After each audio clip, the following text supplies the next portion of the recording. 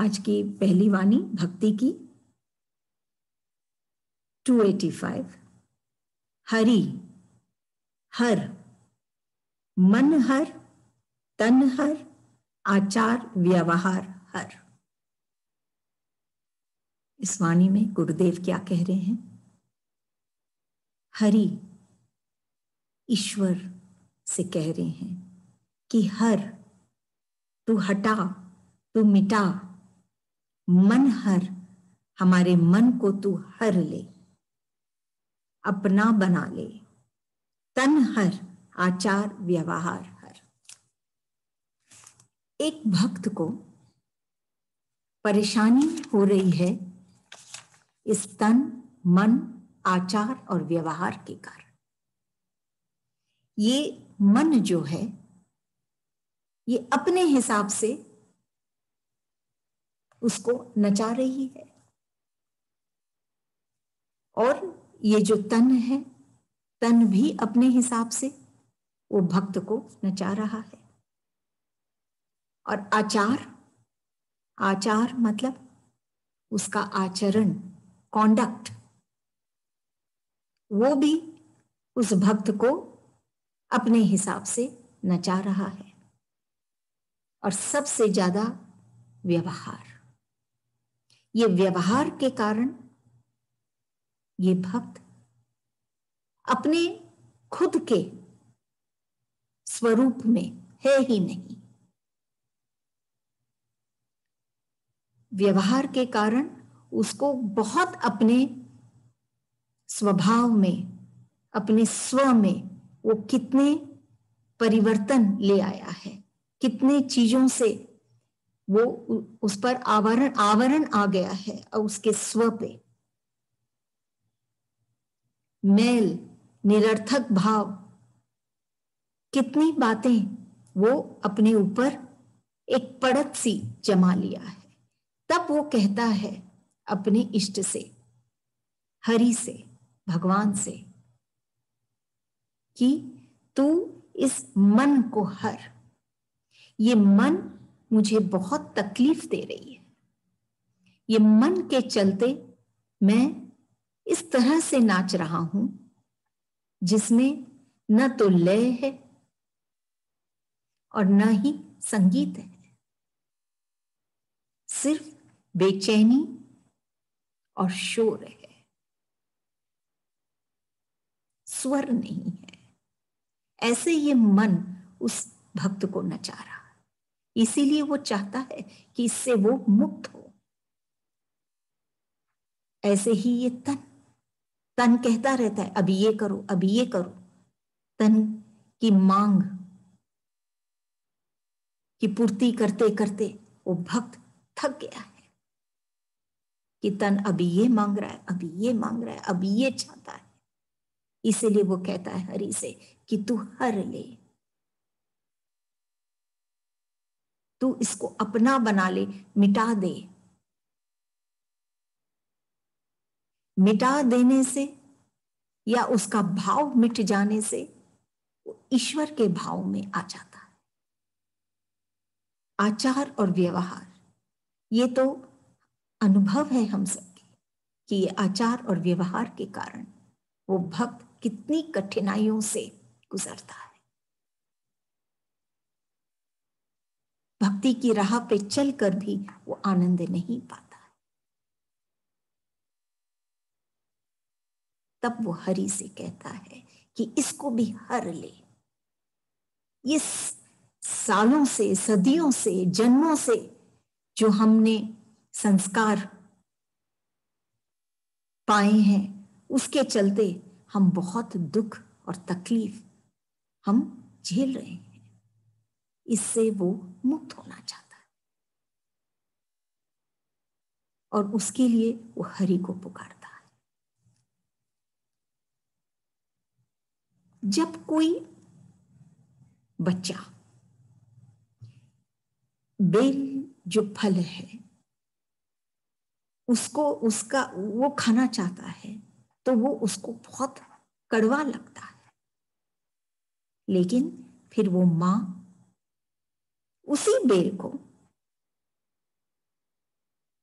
उसी बेल की शरबत बना देती है उस बच्चे के लिए जो मीठा मीठा होता है। यही कार्य एक गुरु करते हैं। वो हमारे भीतर की ये कड़वाहट जो स्वतः ही इस मन में, इस संसार में रहने के कारण आ गया है कि वो अपने स्व से हट गया है, ये आचार व्यवहार जो ये बुद्धि के कारण आ गया है,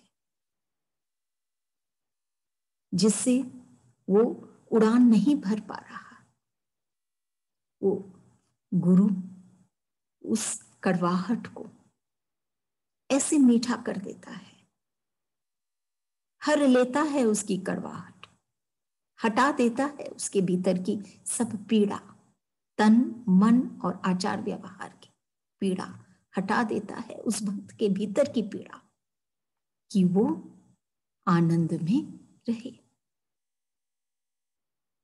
उड़ान भरने के लिए जैसे एक पक्षी को भी दो पंख चाहिए। कौन से दो पंख?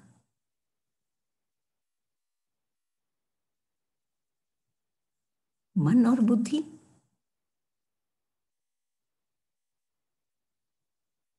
लेकिन मन का ये जो पंख है, ये तो श्रद्धा है, विश्वास है। मन में जब तक श्रद्धा और विश्वास नहीं होगा तब तक वो उस भक्त को नहीं उड़ा पाएगा, हल्का नहीं कर पाएगा, क्योंकि जो हल्का है वही ऊपर उठता है।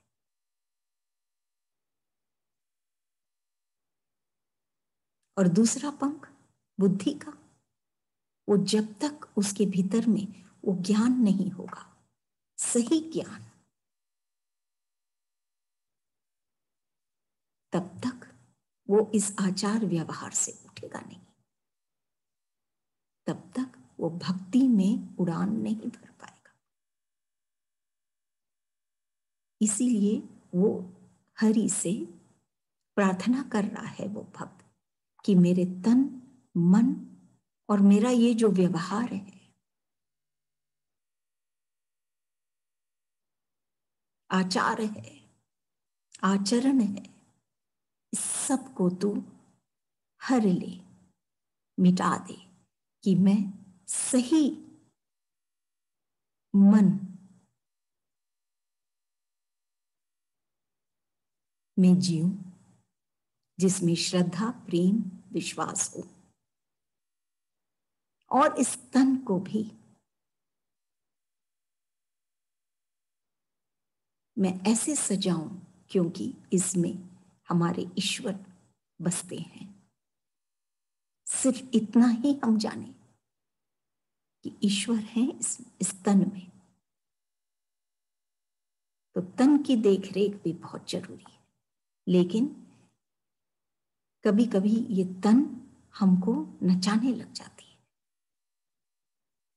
और ये आचार व्यवहार भी हमारा सही हो। जब तक हम ईश्वर को नहीं जानेंगे तब तक हमारा आचार भी सही नहीं होगा। आचरण तो ईश्वर के चरणों में ही बनता है। जब हम ईश्वर के चरणों में, इष्ट के चरणों में जब हम बैठते हैं तो सही आचरण हम पाते हैं, और व्यवहार युक्ति हम जान जाते हैं, क्योंकि जो भी करता है वो फिर ईश्वर करता है। और जब वो भक्त, तब जाके वो भक्त हल्का फुल्का होता है और ऊपर उठता है। तो ये पूरी वाणी में गुरुदेव ये कह रहे हैं कि कैसे वो भक्त ईश्वर से मांगता है कि तू मेरे मन का ये सारा की सारी पीड़ा और शोर को हर ले, तन के इस तकलीफ और पीड़ा को हर ले, आचार व्यवहार। कि भ्रम से मुझे उठा कि मैं भक्ति में उड़ान भर सकूं। अगली वाणी, मैया माया मन चाहा प्यार कर, दुलार कर, फिर नहीं आऊंगा। क्या कह रहे हैं गुरुदेव इस वाणी में? मैया संबोधित कर रहे हैं माया को। माया मन चाहा प्यार कर, दुलार कर, फिर नहीं आऊंगा।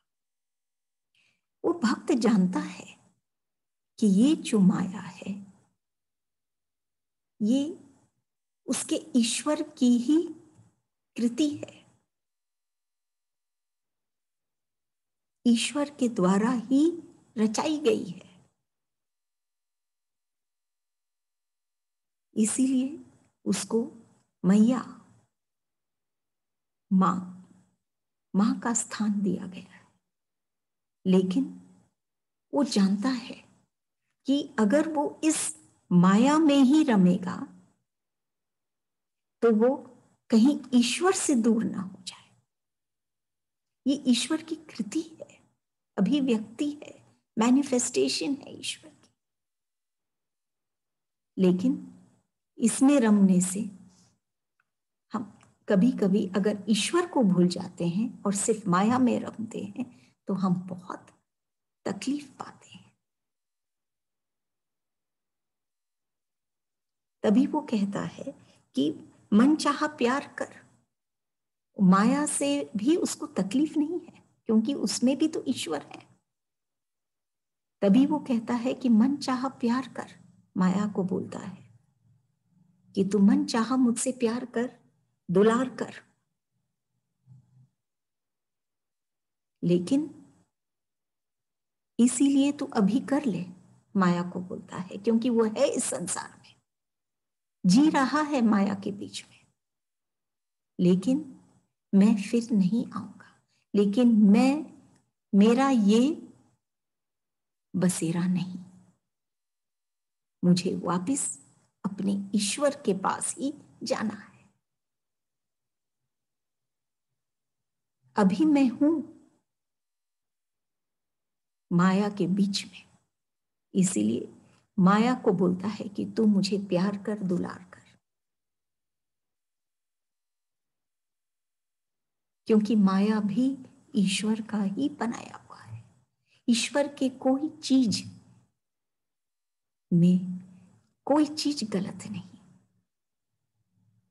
किसको ना कहें, सब कुछ तो ईश्वर का ही है, ईश्वर का ही रचाया हुआ है। माया भी, तभी वो अभी माया के बीच में है, इसलिए कह रहा है माया से कि तुम मुझे प्यार कर, दुलार कर। लेकिन क्योंकि मैं चला जाऊं, मेरा ये निवास स्थान नहीं, मुझे तो अपने प्रभु के, ईश्वर के चरणों में ही जाना है। अंतिम उसका निवास स्थान तो ईश्वर के चरण ही है, वो वहीं जाना चाहता है।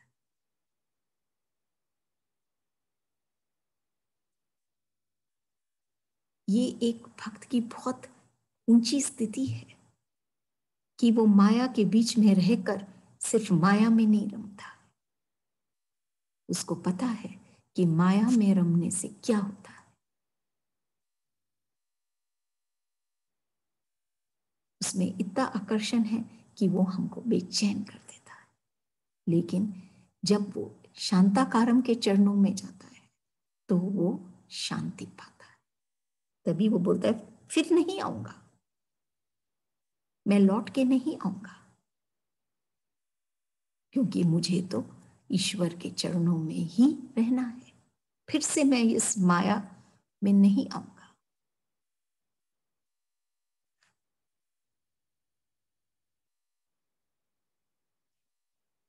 ये गलती वो नहीं, जैसे गलती करने के लिए हम स्वतंत्र हैं या किसी को दुख पहुंचाने के लिए हम स्वतंत्र हैं। अगर हम चाहते हैं तो हम किसी को भी पीड़ा पहुंचा सकते हैं, स्वतंत्र है।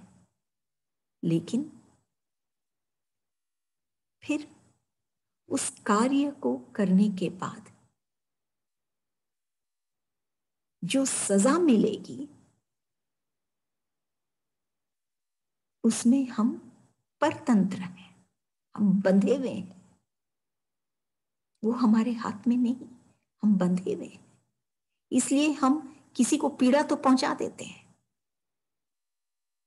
हम स्वतंत्र हैं, लेकिन फिर उसकी सजा के वक्त हम बंधे हुए हैं। फिर हमको जो सजा मिलेगी हम उसका कुछ नहीं कर सकते।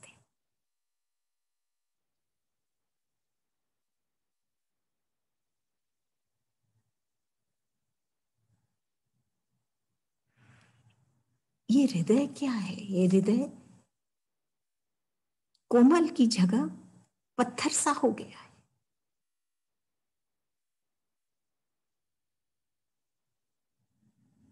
पत्थर सा हो गया है तो और कोई भी जब आके इस हृदय में हमसे मिलना चाहता है तो वो मिल नहीं पाता है, वो सिर्फ टकराता है, क्योंकि ये हृदय पत्थर का है। इसलिए वो पत्थर से तो सिर्फ टकरा सकता है, मिल के एक नहीं हो सकता। मिल के एक होने के लिए उस हृदय में भाव होना पड़ता है, वो हृदय भावुक होना पड़ता है। जब तक उस हृदय में वो हृदय भावुक नहीं, नम्र नहीं, तब तक उस हृदय में प्रेम, श्रद्धा, विश्वास नहीं हो सकते। और ये जो भाव है ये ईश्वर से ही प्राप्त है। इस माया में भी जो जो कृति है, इसमें भी जो भाव है वो भी ईश्वर का ही है।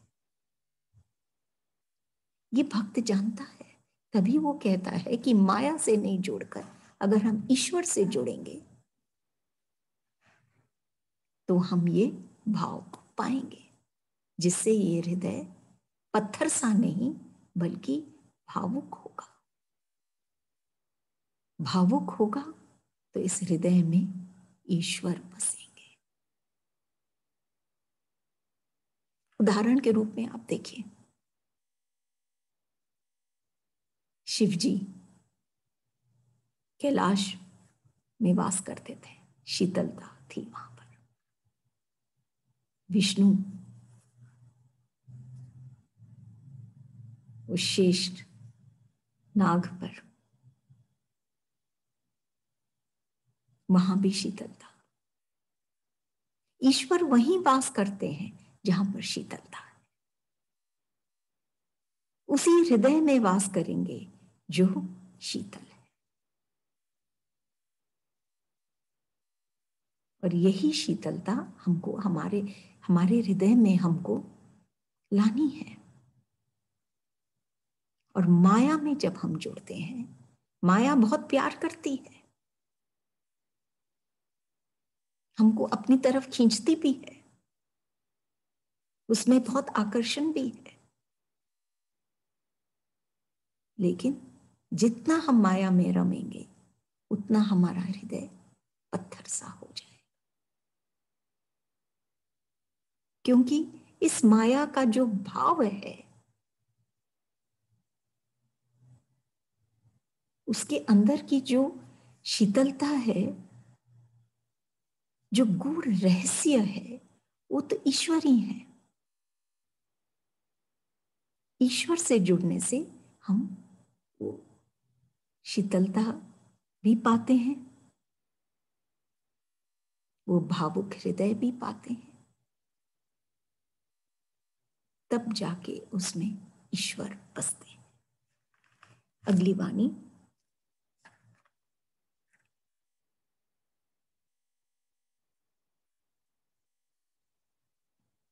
टू 87। पास आते क्यों दूर जाते ललचाते, कि वो भक्त ईश्वर से मिला है, पास आते उसने चखा है, ईश्वर के अनुभव पाया है कुछ क्षण के लिए। तभी वो भक्त कहता है कि पास आते फिर दूर क्यों जाते। वो जो क्षण वो ईश्वर के साथ जुड़ा है, वो भक्त जो उसके भीतर ही है,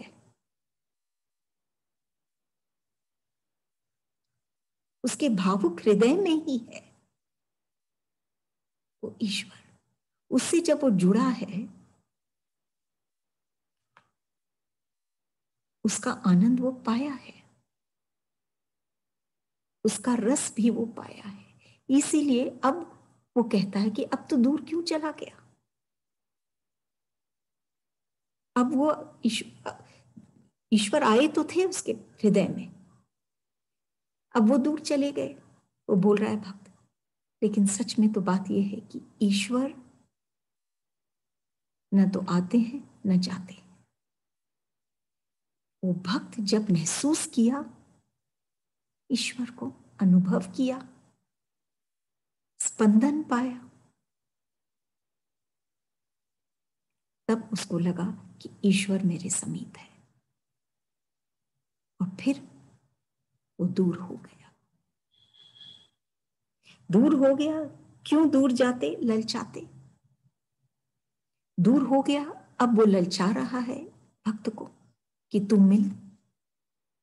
लेकिन जब तक वो इस तरह से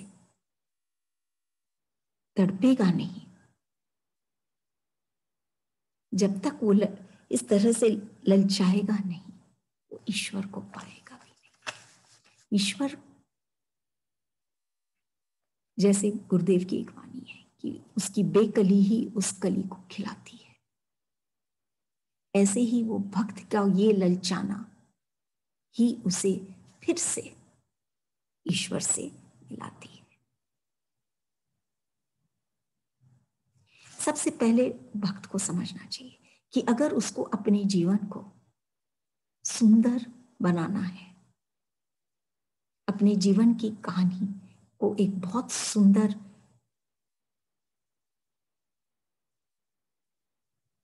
मोड़ या ढंग देना है, तो उसको ये समझना होगा कि उस कहानी का वह ही लेखक है, वही ऑथर है। और हर रोज उसको वो मौका मिला है कि उसकी कहानी को वो और सुंदर बनाए। हर सुबह जब वो उठता है तो उसको एक दिन और मिलता है, या आप या हम ये भी कह सकते हैं कि उसके जिंदगी के पुस्तक में उसको एक पन्ना और मिलता है कि उसमें वो ऐसी बातें लिखे जो उसके स्व के हो, जो उसके खुद के हो, जो वो हो। उसको ही ऑथर बनना है, उसको ही लेखक बनना है। अगर हम नहीं लिखेंगे हमारी जिंदगी की कहानी, तो ये संसार लिखने लग जाएगी और फिर हम उनके इशारों पर हम उनके इशारों पे चलने लग जाएंगे। जैसे वो पहली वाणी में गुरुदेव कहते हैं कि तू मेरा तन हर मन हर, क्योंकि ये औरों के इशारों पे चल रहे हैं, हमारे स्व के हिसाब से नहीं चल रहे। जो हम हैं उसके हिसाब से नहीं चल रहे। तो ऐसे ही होता है, क्या तो हम अपने जीवन का हम खुद ऑथर बने, या फिर और कोई हमारे जीवन की कहानी लिखने लग जाता है अपने हिसाब से, जो मेरी रजा, जिसमें हम अपनी रजा को नहीं मिला पाते। इसीलिए हमको ही हमारे जीवन को लिखना है।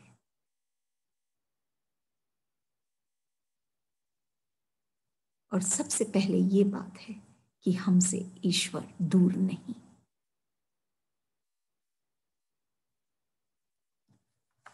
हम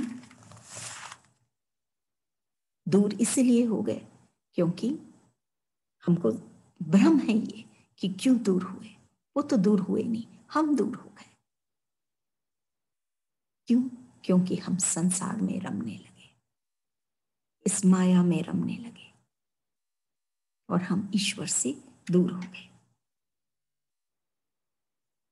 हम अपने ही विचारों से बंधे हैं। हमको कोई नहीं बांधा है, हमारे ही खुद के विचार हमको बांधते हैं। नहीं, हम ये नहीं कर सकते, हाँ हम ये कर सकते। हमारे ही विचार हैं जो हमको बांधते हैं। हमारा ही भय है जो हमको सीमित करता है। हम नहीं कर पाएंगे, कैसे होगा? ये जो भय है ये हमारा खुद का ही भय है जो हमको सीमित कर रहा है। और ये भय जब सीमित कर रहा है तो हम वो असीम से नहीं मिल पाते।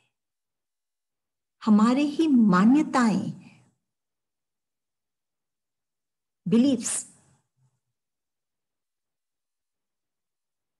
जो हमको वश में कर रखे। नहीं, हमको ऐसे नहीं कर, हम ऐसे नहीं करेंगे। ये हमारे खुद की मान्यताएं हैं जो हमको वश में कर रखे हैं। और इसी कारण से हम भक्ति में ईश्वर से, भक्ति करते हुए भी हम ईश्वर से अपने आप को दूर पाते हैं, या ईश्वर हमसे, हमको लगता है कि ईश्वर हमसे दूर है। ये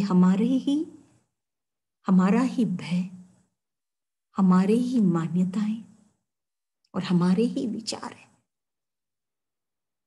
जिससे हम ईश्वर से दूर होते हैं। लेकिन कम से कम इसमें कह रहे हैं गुरुदेव, क्यों दूर जाते, ललचाते। लेकिन अभी भी वो भक्त के भीतर में वो व्याकुलता है, वो इच्छा है, वो ललचा रहा है अपने ईश्वर से मिलने। जरूर मिलेगा। वो इन सब चीजों से उठेगा, अपने विचारों से, अपने भय से।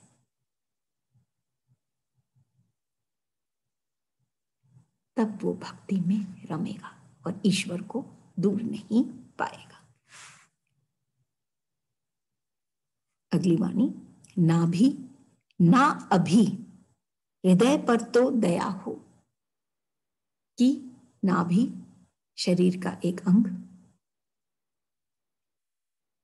कि नाभि से हम पुकारते हैं या श्वास लेते हैं, ईश्वर को याद करते हैं। तो गुरुदेव क्या कह रहे हैं इस वाणी में? ना भी ना अभी हृदय पर तो दया हो।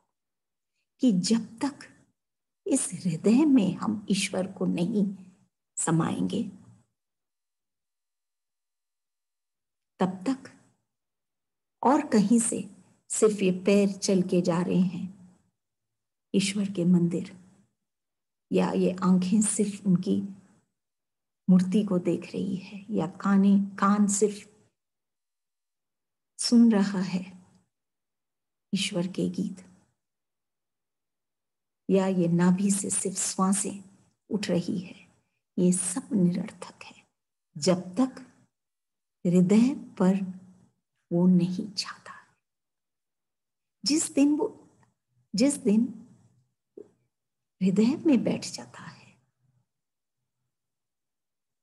तब स्वतः ही उस भक्त के अंग अंग में, रोम रोम में ईश्वर ही रमने लग जाते हैं। सबसे पहले हृदय पर वो बैठे, छाए, हृदय में वो आए, हृदय से हम ईश्वर को प्यार करें, याद करें। या ये कहें कि हृदय में हम उसको पाएं, तब ये बाकी के अंग स्वतः ही ईश्वर के ही हो जाएंगे, दर्शन पाएंगे।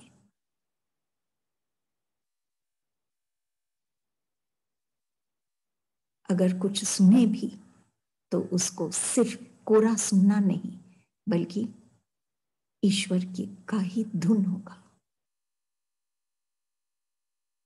ये आंखें देखती भी है तो सिर्फ नजर नहीं दौड़ाती, बल्कि ईश्वर को देखती है, पाती है। हर नजारे में ईश्वर को ही देख पाती है। और ये नाभि से श्वास लेते हैं हम,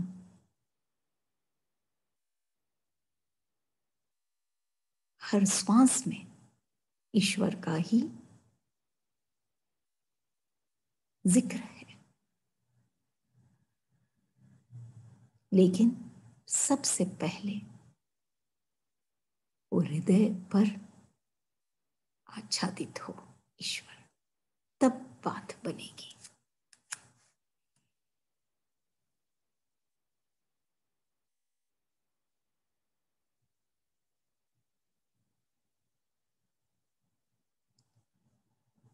जैसे कोई हम सब्जी बनाते हैं तो जब तक उसमें नमक नहीं पड़ती ना, तब तक उस सब्जी में वो बात नहीं होती। ऐसे ही हम ईश्वर को कितना ही याद कर लें, अभी नहीं, जब तक कि वो हमारे हृदय पर नहीं छाएगा तब तक नहीं। उसके बाद हर रोम रोम में वही ईश्वर को भक्त देख पाएगा, अनुभव कर